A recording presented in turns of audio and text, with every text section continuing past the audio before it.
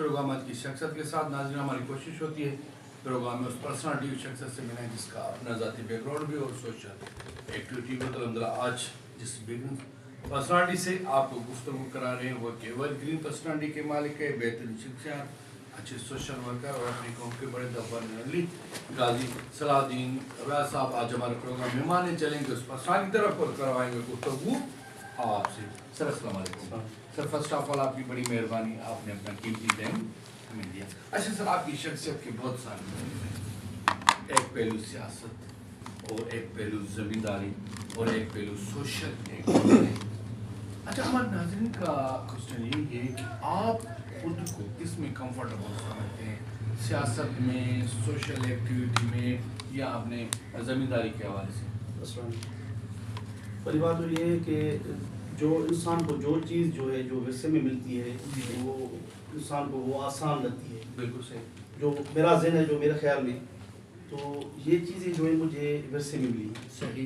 मेरे आबा व अजदाद से जो है ये विरसे में मिली है, तो मैं तो अपने आप को यहाँ पर कंफर्टेबल महसूस करता हूँ। अच्छा सर, एक और बात जी, हर शख्स के ख्यालात अपनी होती है, सोच अपनी होती है, ख्वाब अपनी होती है।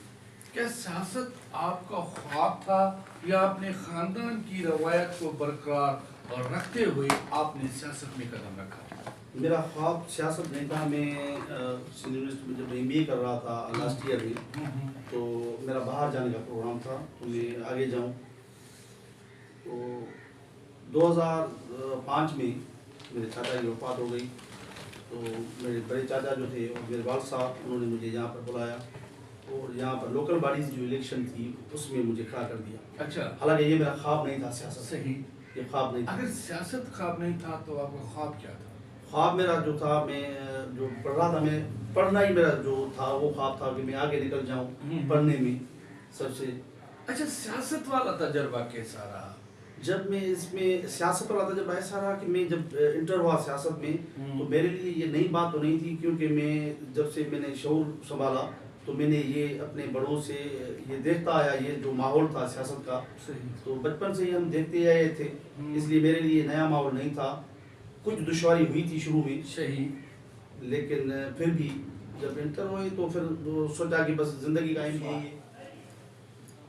हमारे सिंध में बल्दियाती निज़ाम हमारी समझ में हर बार आता है, नाकाम होकर चला जाता है, लेकिन इस बार चेयर ने फुल स्टैंड लिया कि मुझे बल्दियाती निज़ाम कामयाब चाहिए।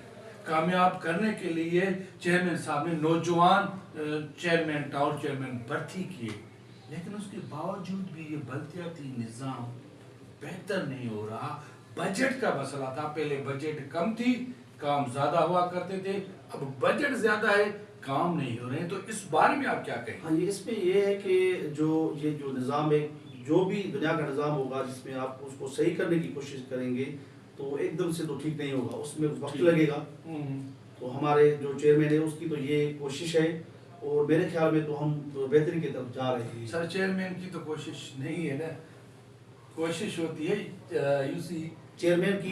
हाँ। वो जो कोशिश देखिए ना, हमारी पार्टी जो है पाकिस्तान पीपल्स पार्टी, उसका जो चेयरमैन है हमारा, ठीक है, बिलावल भुट्टो जरदारी साहब है, उसका जो हमारे पार्टी का जो मंशूर है, जो पॉलिसी है, जाहिर है वो उसी पॉलिसी पे जो चेयरमैन साहबान जो नुमाइंदे जो मुंतखब हुए हैं, जो आवाम ने किए हैं, जाहिर उसी पॉलिसी को फॉलो करेंगे।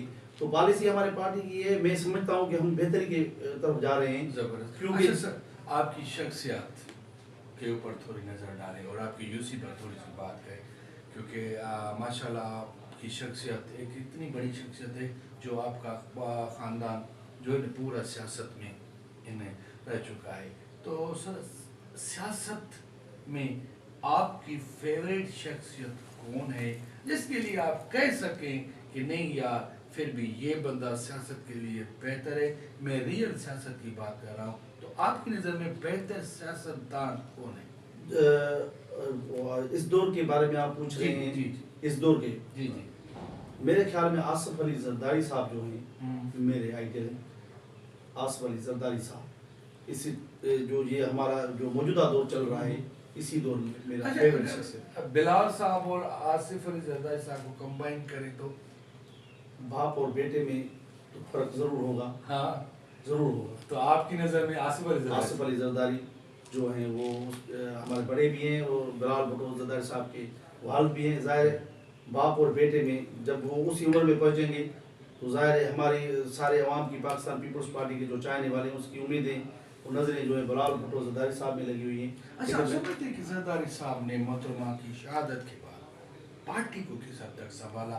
جو محترمہ لکش چھوڑ کے گئی تھی، جو عوام کے لیے خواب چھوڑ کے گئی تھی، روٹی کپڑا اور مکان، کیا اس کو بہتر سنبھالا؟ دیکھیے سر اس میں جو میری سوچ ہے کیونکہ اللہ پاک نے ہر انسان کے ذہن میں اپنی اپنی سوچ دی ہے، اپنا نظر دیا. میری جو سوچ ہے وہ یہ کہ محترمہ دیکھیں نا ہماری پارٹی جو تھی پاکستان پیپلز پارٹی کو شہید ذوالفقار علی بھٹو صاحب جو تھے اس نے چلایا. اس کے بعد جو محترمہ نے کام چلایا میرے خیال میں شہید سے بھی زیادہ محترمہ نے کام چلایا.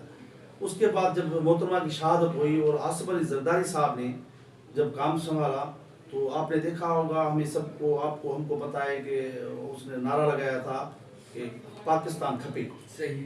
تو اسی منشور پہ جو آصف علی زرداری صاحب جو ہیں وہ کام کرتے آئے اور ہم جو صوبہ سندھ کے جو تھے جس میں احساس محرومی چھا گئی تھی خاص کر کے جو نوجوان طبقہ تھا اس میں وہ احساس کمتری جو تھی وہ احساس محرومی وہ آصف علی زرداری صاحب نے ختم کی. وہ جو بھی نوجوان تھا ہمارے سندھ کا وہ چاہے کسی بھی پارٹی سے وابستہ تھا، پاکستان پیپلز پارٹی کے سوا کون سی بھی پارٹی تھی اس سے وابستہ تھا، لیکن وہ احساس کمتری اور احساس محرومی میں چلا گیا تھا. اس سے نکالنے والا جو شخصیت تھی وہ آصف علی زرداری صاحب تھے. جو ہم جب اسلام آباد جاتے تھے ہمارا جو علاقہ تھا یہ علاقہ ہے وہ ہے مین کراپ ہماری لیمو.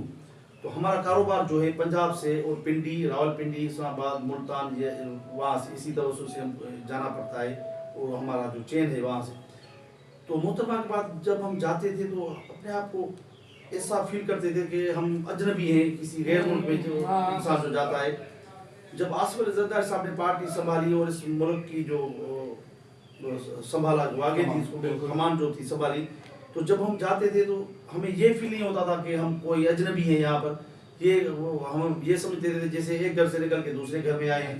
صحیح. زبردست. اچھا سر ایک اور سوال عوام کا کہ سر جب ایک یو سی چیئرمین ہوتا ہے تو اس کے اوپر ڈسٹرکٹ کونسل ممبر ہوتا ہے، 4 جنرل کاؤنسلر بھی ہوتے ہیں. جی تو ہم دیکھ رہے ہیں کہ جب الیکشن میں جیت کر آتے ہیں تو بعد میں یو سی چیئرمین اکیلا ہی رہ جاتا ہے. اس کے پاس اگر جنرل کاؤنسل بھی اسے چھوڑ جاتی ہے یا وائس چیئرمین وہ زیادہ تر انٹرو اور نہیں ہو رہا ہوتا ہے. یہ کیا وجوہات ہے؟ کیوں ان لوگوں کو اگنور کیا جا رہا ہے؟ ہم جہاں گئے ہیں چیئرمین کے ساتھ تو وائس چیئرمین موجود ہی نہیں، یا تو وہ چھوڑ چکا ہے یا لیو کر چکا ہے. اس کی کیا وجوہات ہیں؟ بائی دا وے آپ جب آئے ہمارے یہاں تو دیکھا ہوگا کہ ہمارے یہاں فیصلہ میرے پاس چل رہا تھا تو اللہ کے شکر و کرم سے میرا وائس چیئرمین میرے ساتھ بیٹھا ہوا تھا. میری پوری کاؤنسل ابھی بھی میرے کاؤنسل جو ہے وارڈ نمبر 1 کا جو کاؤنسل ہے وہ بھی موجود ہے، وارڈ نمبر 2 کا بھی موجود ہے. دونوں الگ الگ قوموں کے ہیں، دونوں الگ الگ علاقوں کے ہیں، لیکن میرے ساتھ وہ موجود ہیں. ہماری جو یونین کاؤنسل ہے میرا تو یہ میں ان کو ساتھ لے کے چلا ہوں اور چلتا رہوں گا کیونکہ وہ نمائندے ہیں اپنے علاقے کے. ان کو ساتھ لینا ضروری ہے. اگر جہاں پر بھی ان کو مس کیا جا رہا ہے تو میرے خیال میں تو یہ غلط ہے. سر کیا کہہ رہے ہیں، میرے پروگرام کا ٹائم تھوڑا شارٹ ہوتا ہے تو میرا سیکنڈ لاسٹ کوشچن ہے. سر کہتے ہیں کہ اگر پاکستان کا مستقبل ہے نوجوان، وہ نوجوان ہمارا صحیح وے پہ نہیں چل رہا ہے، تو آپ کیا کہیں گے نوجوانوں کے حوالے سے؟ کیوں وہ ایسے سمجھو کہ ایک جرم کے راستے پر چل پڑے ہیں؟ اس کی کیا وجوہات ہے؟ ہمارے نوجوان کا کیا ہوگا آگے چل کر؟ میرے خیال میں تو جو ماحول کا اثر ہوتا ہے وہ جو نیو جنریشن ہے ہماری یا کسی کی بھی قوم کی جو جنریشن ہوتی ہے اس پہ ماحول کا بڑا اثر انداز ہوتا ہے. صحیح. تو جہاں کا ماحول آپ دیکھیں گے جو پڑھائی کی طرف تعلیم کی طرف جو رجوع کریں گے اور تعلیم کا ماحول ہوگا تو جو نیو جنریشن ہوگی ظاہر ہے اسی ماحول میں جب انٹر لے گی اور سانس لے گی اسی ماحول میں وہ اس کو آسانی ہوگی. جہاں کا ماحول جو ہے وہ کرمنل جو ہے اور کرائم کا جو ماحول ہوگا تو ظاہر ہے وہ سمجھیں گے کہ زندگی یہی ہے، کرائم کی زندگی ہے. تو پہلے سب سے پہلے تو یہ ہے کہ ہمیں اپنا جو بڑے ہیں جو ذمہ داری ہے ان کی، تو ان کی ذمہ داری یہ ہے کہ جو ہمارا ارد گرد کا جو ماحول ہے وہ پہلے ٹھیک کرنا چاہیے. کیونکہ جو نئی جنریشن ہوگی جب سے وہ شعور کی آنکھ کھولیں گے تو وہ اپنے آپ کو ان چیزوں سے جو نوجوانوں کے فیور میں نہیں ہیں تو ان کو اگر نہیں دیکھیں گے، اپنے ماحول میں نہیں پائیں گے تو ظاہر ہے تو اچھے راستے پر چلیں گے. بجائے اس کے کہ وہ جب شعور کی آنکھ کھولیں، شعور کی آنکھ میرا مقصد ہے جب بچہ بڑا ہوتا ہے، جب شعور کی آنکھ کھولتا ہے تو اپنے ارد گرد کو کرائم دیکھے گا، تو ماحول دیکھے گا، وہ سوچے گا زندگی یہی ہے، شاید یہی میری زندگی ہے، اسی زندگی میں مجھے سانس لینا ہے، اسی زندگی میں جینا ہے، اسی زندگی میں مرنا ہے. یہ نہیں ہے. لیکن میں کہوں گا نوجوانوں کو میرا یہ میسیج ہے کہ جہاں پر بھی ایسے ماحول ہیں، کہیں پر جھگڑے، قبائلی جھگڑے ہیں، جہاں پر کرائم کا جو ماحول ہے، اگر انہوں میں بڑے جو ہیں وہ کوآپریشن نہیں کر سکے تو جو نوجوان طبقہ ہے وہ سوچے. کیونکہ انسان اشرف المخلوقات ہے، خدا نے ہر انسان کو شعور دیا ہے. وہ سوچیں کہ اگر ہمارے بڑوں نے نہیں کیا تو ہم بھی آگے چل کے اس ماحول کو ٹھیک کرنے میں اپنا کردار ادا کریں. نوجوان تھینک یو سر. آپ نے ہمیں ٹائم دیا. لاسٹ میں صرف اپنے چاہنے والوں کو، اپنے ووٹرز کو، اپنے سیاستدان کے لوگوں کو آپ کے لیے میسیج کیا ہوگا؟ میرا میسیج یہ ہوگا کہ جو ہمارے علاقے ہیں اس میں تعلیم اور صحت پہ دھیان دیا جائے. ہمارے جو منتخب نمائندے ہیں یا جو سوشل جو ایکٹیویٹیز میں جو شامل ہیں بندے، ان کو ہمارے ماحول میں یہی کہوں گا، یہ میسیج دوں گا کہ تو تعلیم کی طرف دھیان دیں.